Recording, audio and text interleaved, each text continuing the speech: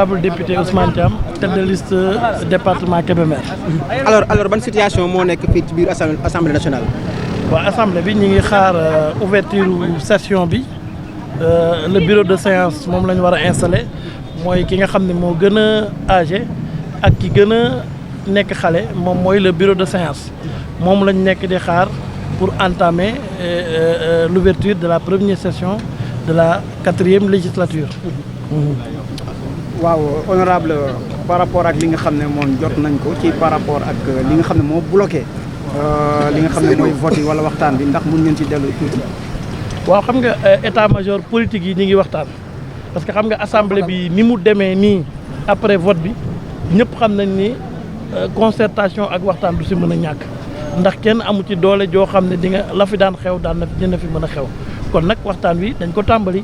di xool ci yan disposition la ñuy entamer liggéey bi ndax fi mu toll bu ñu xasee jéggi barrière bi ba dugg ñun ñëpp ay député du peuple lañ peuple bi moo ñu fi teg peuple bi lañ fi war a nekkal kon dañuy waxtaan li nga xam ne mooy jëmale kanam peuple bi du xiiroo du ŋaayoo waaye waxtaan la entre responsable.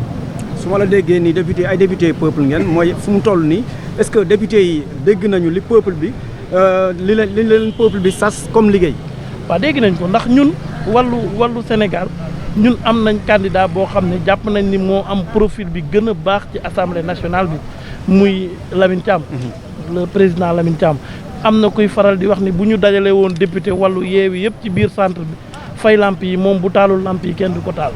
kon nag loolu day wane ni ñun am nañ candidat boo xam ne jàpp nañ ni redressement bi peuple bi laaj ak bi Sénégal laaj mën nañ ko tàmbale ci moom jëm ak suñu frère Karim Wade 2024. est-ce que boo leen amee plusieurs candidats ci biir opposition bi dina baax ci yéen par rapport ak benn bokk yaakaar bi nga xam ne benn candidat la présenté gu. waaw xam nga nag état major politique yi dafa am nu mu tëddee fu nekk dafa am foo xam ne fa nga bokk léegi nag kilifa yi ñoom ñooy waxtaan ba xam naka la ñuy tënkee mais daal ñun en ce qui nous concerne ñun waa Wallu on a un candidat et il reste un autre candidat. te moom la ñu fas yéene jàppale fii ci biir hémicycle bi. jàpp ngeen mën na am chance ci biir.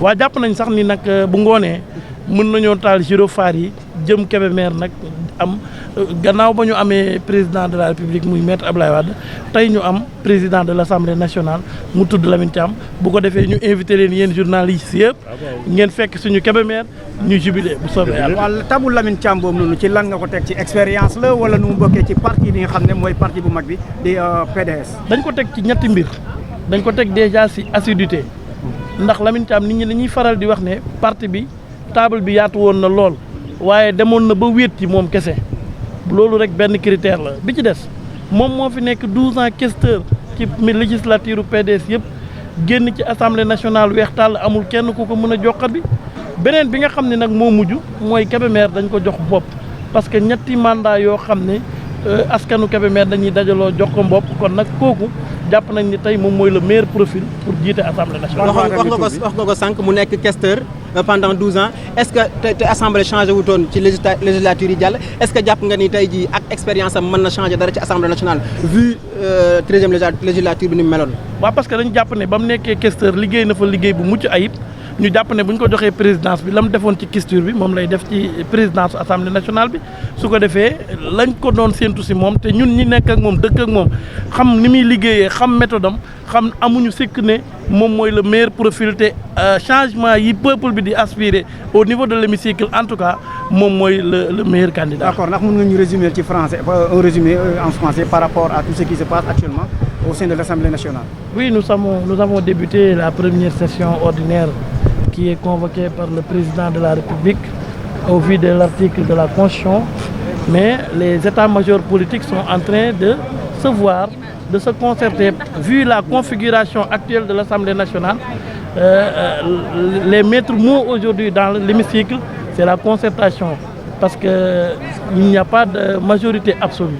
Dans ces conditions, il nous faut une concertation, la plus large concertation, en tant que responsable, en tant qu'élu du peuple, et c'est là où nous sommes. Maintenant, en ce qui nous concerne, nous, le Wallu, nous avons un candidat. Le candidat du Wallu se nomme Lamine Thiam, il est le candidat du Wallu, du PDS et de Maître Abdoulaye Wade. Et nous pensons qu'aujourd'hui, c'est la meilleure profil pour diriger l'hémicycle. Parce qu'il a été questeur pendant plus de 12 ans, Il a fait un travail extraordinaire et nous comptons l'accompagner pour que ce soir, nous invitons vous, nos amis journalistes, pour qu'on aille à Kébémer accompagner la deuxième personnalité de l'État du Sénégal. Est-ce que vous croyez qu'il y aura le vote aujourd'hui parce que toutes les conditions ne sont pas encore réunies? Oui. C'est une question de concertation. La session s'est déjà ouverte. Ce qui est sûr, c'est que les discussions sont en train d'avancer et bientôt le travail va démarrer, Inch'Allah. Merci.